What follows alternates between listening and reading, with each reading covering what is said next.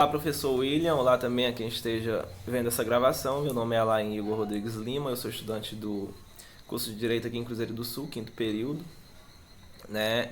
E foi nos dada a tarefa de encontrar uma uma decisão judicial, perdão, que abordasse um dos temas que nós estudamos na disciplina de Direito Civil 3. Eu escolhi um acórdão do Tribunal de Justiça do Estado de Tocantins, e esse acórdão ele aborda em seu julgamento a questão da evicção, né? Houve uma ação de evicção no primeiro grau, essa ação de evicção ela foi sentenciada e o perdedor subiu, né? O perdedor no processo, pessoa que achava que não estava tudo bem, subiu com uma apelação civil para o segundo grau, né? Para reformar a sentença. Bem, nesse caso é tratada a evicção, mas também outros princípios que são indissociáveis no processo, no processo, né? Em relação à evicção, como o princípio da boa-fé objetivo, né? Que tem que ser, significa ser leal, ter decoro, ter respeito pelo jogo, pelo que é contratado, pelas regras do jogo, ter respeito pelos outros, decoro também, ser fiel, né?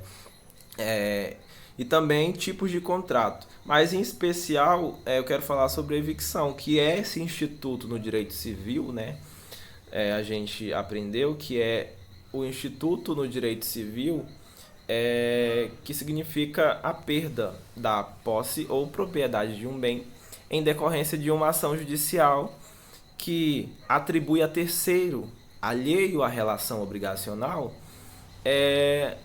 os direitos sobre o bem que já lhe era devido, né? Ele era o dono legítimo do bem, então ele tem o direito. Antes de ter ocorrido o negócio entre as partes. Nesse caso, vou começar falando dos dados para contar toda a história, né, de como que aconteceu essa história de evicção, né, ação de evicção e apelação civil. Os dados processuais do acórdão. A origem, a terceira vara civil da comarca de Gurupi, no estado de Tocantins. Apelante Augusto César de Melo. Esse é o apelante, foi ele, através do seu advogado, que interpôs o recurso, né? Que sobe com esse recurso para o segundo grau para reformar a sentença, alegando ele que está incorreta. O apelado Pedro Gomes da Silva, né, que foi o autor da ação de evicção no primeiro grau, e o relator do acórdão, o desembargador Ronaldo Eurípedes.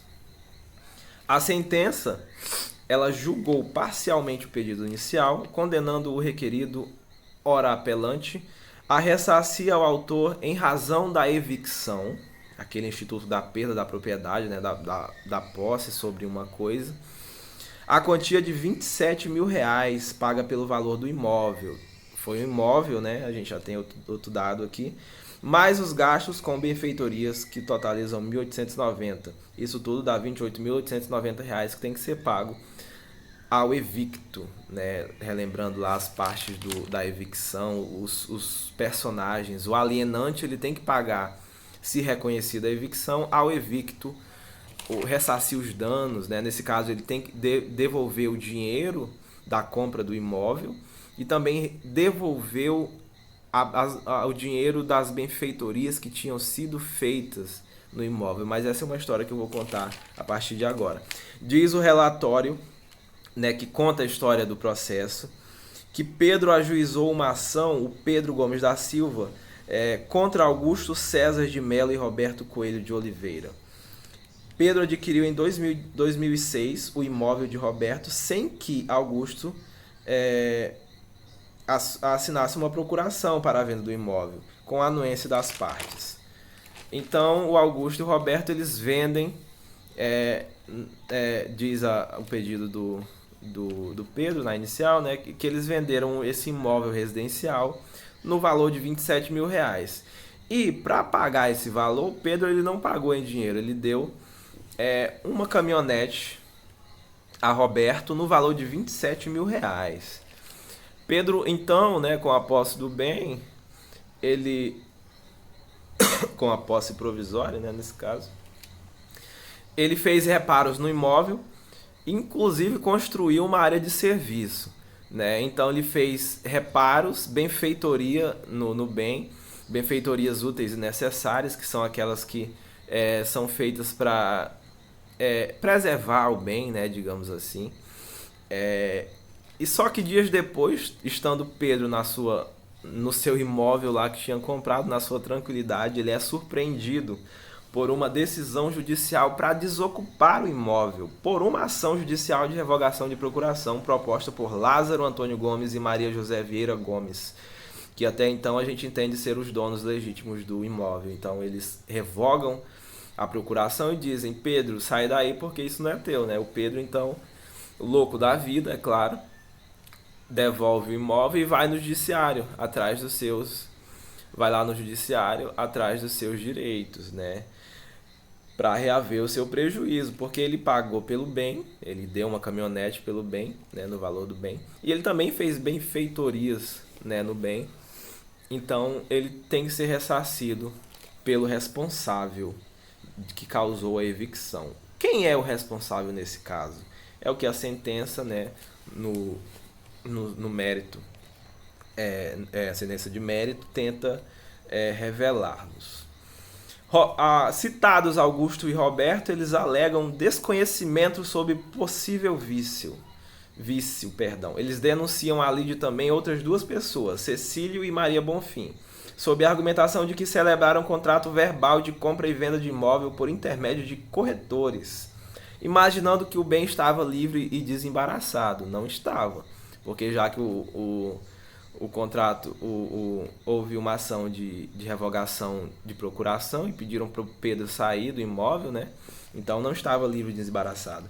Mas eles alegam que agiram de boa fé, né? Agiram com decoro, com respeito, seguindo o que foi contratado, e que de fato, e que o fato de terem subestabelecido a procuração dos antigos proprietários a Pedro não os tornava responsáveis pela evicção, e que não tinham o dever para reparar os danos, o juiz que vai decidir isso.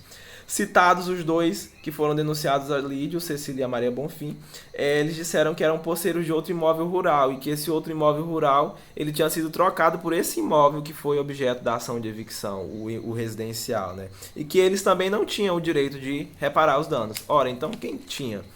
A sentença, ela vem à tona, ela é prolatada, no mérito reconhece o direito de Pedro à evicção, a existência do vício jurídico, então, né? A responsabilidade é dada a Augusto, a responsabilidade de ressarcir os danos causados a Pedro, e a ilegitimidade passiva de Roberto, que tinha assinado aquela procuração lá, subestabelecido, né? Com a anuência do Augusto.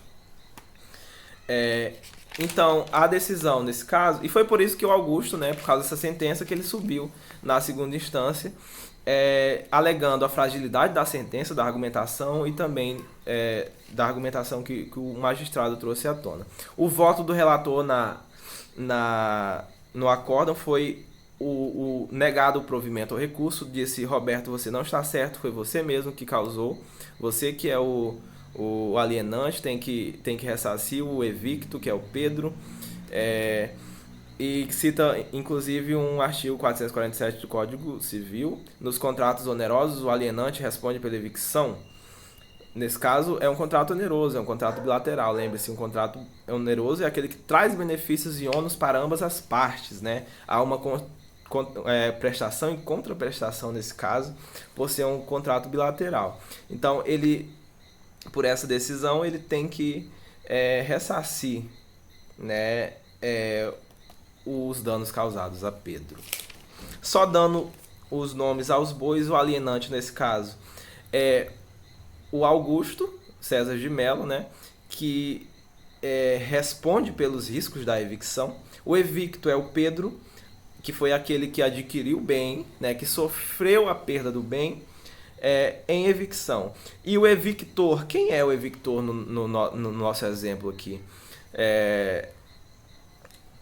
Pelo que eu sei, é o Lázaro Antônio Gomes e a Maria José, né? Que eram os donos verdadeiros do bem, do imóvel. Mas isso não é não é abordado, só se a gente pegasse a sentença, o processo lá no primeiro grau e tentasse descobrir. Mas obrigado, espero